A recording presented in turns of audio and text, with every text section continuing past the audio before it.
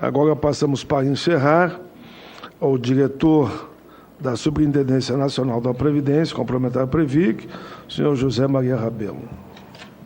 Senador Paulo Paim, colegas de mesa que nos honraram aqui com suas intervenções, senhoras e senhores, correndo o risco de ser um pouco repetitivo, mas dentro do tempo previsto, eu queria reiterar o entendimento da Previc quanto à importância desse debate, né, e por isso, senador, a presença de todos os diretores que compõem a diretoria colegiada da Previc, do primeiro ao último minuto, e outros profissionais qualificados dentro da gestão da Previc também estão presentes, e nós temos certeza de que mesmo naqueles aspectos em que eventualmente nós possamos discordar, as intervenções são muito importantes. Acho que esse convencimento tem que ser formado a todo tempo. A interpretação da lei pode ser atualizada, né? Isso é normal que aconteça, acontece no âmbito do judiciário, e em termos administrativos também não há nenhum impedimento em que essa interpretação evolua. Nós não temos dificuldade em rever qualquer ponto da atuação da Previc e, eventualmente, se entendermos que haja argumentos, dados e fatos suficientes para nos convencer de alguma mudança de posicionamento, a gente faz com muita tranquilidade. Eu acho que esse é o papel do gestor em qualquer âmbito, e também assim entendemos no âmbito da gestão pública. É evidente que, por questão de segurança de todas as partes, não é possível fazer uma atualização tão permanente, mas é inerente ao processo que nós venhamos formando conhecimento e convencimento que possibilitem essa atualização. Por orientação do senador Paulo Paim e em respeito à participação popular, eu vou ler uma pergunta que foi feita aqui com o pedido do senador para que eu pudesse responder, e eu faço a ressalva ao final. Uma pessoa, Everton Pereira, pedindo para que fosse perguntado a mim quando a Previc irá interditar os dirigentes da Previ pelo não cumprimento de suas determinações com relação ao teto. Só lembrar, como já resolvi desde o início, que eu estou impedido aqui de tratar de questões individuais, mas em respeito à pessoa que fez a intervenção, só dizer que não passa pela nossa cabeça, sinceramente, nenhuma decisão de natureza mais drástica. Nós trabalhamos e investimos toda a nossa energia sempre no convencimento, e investimos nessa possibilidade. Entendemos que não seria nada salutar para o sistema qualquer tipo de decisão usando, mesmo que seja uma atribuição legal da Previ, com uma decisão, digamos, de força, e não investimos nessa possibilidade. Acreditamos, sim, no consenso, na convergência, no convencimento, e gastamos nossa energia e a nossa pouca inteligência, diferentemente do que foi apontado pelo doutor Brandão, nessa direção. Com relação ao apontamento exatamente do doutor Brandão, agradeço pela referência elogiosa. Eu vou tentar responder na mesma linha de fazer os elogios e não conseguir responder a questão de fundo. Os elogios não seriam gratuitos, definitivamente, porque conheço, de fato, a qualidade profissional e pessoal nesses quase 3 anos que estou à frente da Previc. Muitas vezes nós já conversamos e sempre o senhor traz contribuições importantes para o nosso trabalho. No entanto, muito concretamente, com relação a entidades que estejam sob o guarda-chuva da Lei Complementar 108, a interpretação vigente é de que o estatuto da entidade deve prever, sim, o exercício do voto de qualidade, exatamente nos termos em que a Lei 108 prevê. Então, isso não tratamos isso como algo facultativo, mas sendo obrigatório, e por isso volta a questão de qualquer mudança deveria ser feita a partir da própria revisão do nosso arcabouço regulatório.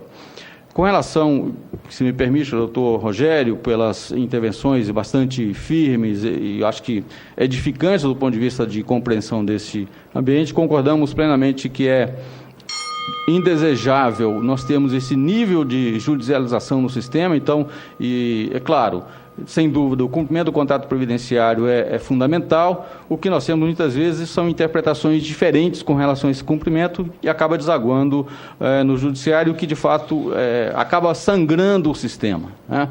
As respostas demoram, as decisões demoram e muitas vezes as partes, mesmo que eventualmente venham a ser vencedoras, acabam não se satisfazendo até por aspectos de finitude mesmo das pessoas. Então, concordamos que o ideal é investir por todos os atores em soluções mais administrativas e colocamos à disposição um mecanismo criado de forma relativamente recente, que é a comissão, melhor dizendo, de conciliação, mediação e arbitragem no âmbito da Previc, para tentar resolver essas questões. E só uma observação, correndo em diante do tempo, senador, mas eu me comprometo a ser breve, mas não queria deixar ao largo também do doutor Rogério com relação à questão da aplicação do CDC à Previdência Complementar Fechada, creio que fruto de uma súmula do STJ que assim estabelece, quando trata de Previdência Complementar, na verdade a súmula nem estabelece que é fechada, mas também não faz ressalva de que seria aberta, trata igualmente os dois sistemas. O nosso entendimento é de que